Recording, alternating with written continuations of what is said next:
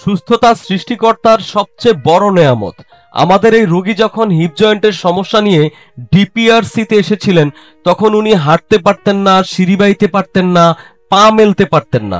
আলহামদুলিল্লাহ, ডিপিআরসির আধুনিক চিকিৎসায় উনি এখন সবকিছু করতে পারছেন। আসুন রোগীর নিজ মুখেই শুনি তার সুস্থতার কথা। আসসালামু আলাইকুম দর্শক, আজকে আপনাদের সামনে নিয়ে আসলাম আমার সাথে যে ভদ্রলোক ঘুরছেন, এভিয়ান রোগী। এই যে উনি সাবলীল সহজভাবে আমার সাথে হেঁটে বেড়াচ্ছেন।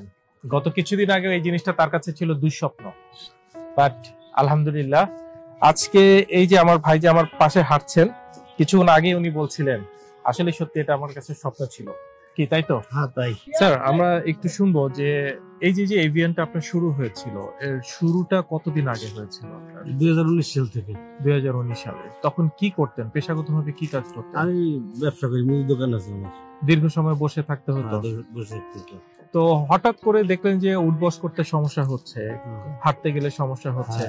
তো এই সমস্যাটা যখন হঠাৎ করে শুরু হলো, প্রাথমিকভাবে কোনো ডক্টরের কাছে গিয়েছিলেন? আমি ডাক্তারের কাছে, বরিশাল ডাক্তারের দ্বারা গেছিলাম।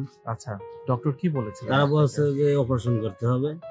এটা শোনার পর তো নিশ্চয়ই কিছুটা ঘাবড়ে গেলেন হঠাৎ করে, যে আমার তো বয়সও বেশি না, এত অল্প বয়সে হঠাৎ করে অপারেশনের কথা বলছেন, এবং এমন অপারেশন যে আমাকে টোটাল আমার বডির দুইটা অংশ পুরো আমাকে চেঞ্জ করে ফেলতে বলছে, এবং টাকারও একটা ব্যাপার আছে।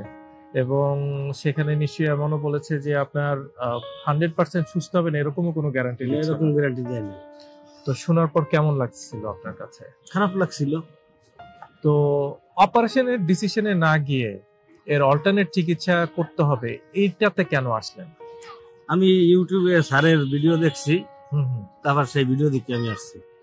আচ্ছা, তো যখন প্রথম আসছিলেন একটু দ্বিধাদ্বন্দ্ব কাজ করছিল যে কোথায় যাচ্ছি বা কি হবে, আদৌ কি আমি অপারেশন ছাড়া ভালো হব কিনা, এই ধরনের বিভিন্ন জিনিস কি মনে কাজ করছিল? দ্বিধাদ্বন্দ্ব কাজ করে না, কারণ রোগী তো অনেক ভালো হয়েছে এখান থেকে। তারপর আমি 100% নিশ্চিত যে ভালো হয়ে যাবে। আচ্ছা, তো স্যারের সাথে যখন প্রথম দেখা হলো, স্যার কি বলেছিলেন আপনাকে? স্যার বলেছিলেন, টেস্ট দিছিল, তারপর কইছে ভর্তি হয়ে যান, আল্লাহর রহমতে ভালো হইবে। এবং আপনি সেই অনুযায়ী ভর্তি হয়ে গেছেন। আজকে কততম দিন আপনার? আজকে 15 দিন। এই 15 দিন পরে সেই এভিয়ান রোগী, যিনি অনেক কাজ করতেই আপনার অনেক কষ্ট হতো, আপনার দোকান ব্যবসা পরিচালনা থেকে শুরু করে সবকিছু একটা সময় আপনার কাছে দুঃস্বপ্নের মতো লাগতো, সেইগুলো এখন কেমন মনে হচ্ছে? এখন ভালো লাগবে। এই যে আমার সাথে আপনি মানে হসপিটাল থেকে পুরো পার্ক পর্যন্ত আপনি হেঁটে আসছেন, একদম সুস্থ স্বাভাবিক মানুষ। আমি যেভাবে হেঁটে আসছি আপনিও ঠিক সেভাবে হেঁটে আসছেন, সত্যি কিনা? হ্যাঁ সত্যি। তো মনে হয়েছে যে কিছুদিন আগেও যে আপনি এইভাবে হেঁটে এত সাবলীল ভাবে আসতে পারবেন। এখন উঠবস করতে কি আগের মতো কোনো কষ্ট হয়? না, কষ্ট হয় না। আমাদেরকে একটু উঠবস করে দেখাবেন? আমি আপনার সাথে বসবো, দেখি কি অবস্থা। স্যার যদি একটু দেখান আমাদেরকে। হ্যাঁ, এখানে একটু বসেন। আলহামদুলিল্লাহ, কিছুদিন আগে এভাবে বসতে কত কষ্ট হতো? কষ্ট হইতো, অনেক সময় লাগতো, বিছানা থেকে উঠতে অনেক কষ্ট হতো। আলহামদুলিল্লাহ, আমার দর্শক ভাইরা আছেন অনেকেই যারা আপনার মতো এরকম সমস্যায় ভুগছেন, শুধু না জানার কারণে অপারেশনের মতো একটি কাজ তাদেরকে করতে হয়।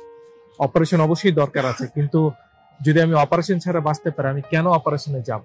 তাদের জন্য কিছু বলবেন আপনি? তারা স্যারের ভিডিও যদি দেখে তা এখানে চিকিৎসা নেয়। আলহামদুলিল্লাহ, আলহামদুলিল্লাহ। কেন এই কাজটা করবে তারা? অপারেশনের চেয়ে এটা ভালো, এই জন্য অপারেশন গেলে তেমন স্বাভাবিকভাবে চলতে হতে পারবে না। আলহামদুলিল্লাহ। দর্শক, আমার ভাই আজকে সম্পূর্ণ সুস্থ আছেন, ভালো আছেন, এবং আশা করব উনি জীবনের শেষ দিন পর্যন্ত এমন ভালো থাকবেন, সুস্থ থাকবেন। আপনারা সবাই ভাইটার জন্য দোয়া করবেন। ভাইকে নিয়ে বাসায় যাচ্ছি, বাসার মানুষরা অপেক্ষা করছে। সবাই সুস্থ থাকবেন, ভালো থাকবেন। ডিপিআরস লিমিটেড, আস্থা, বিশ্বাস ও নির্ভরতায় অবিচল।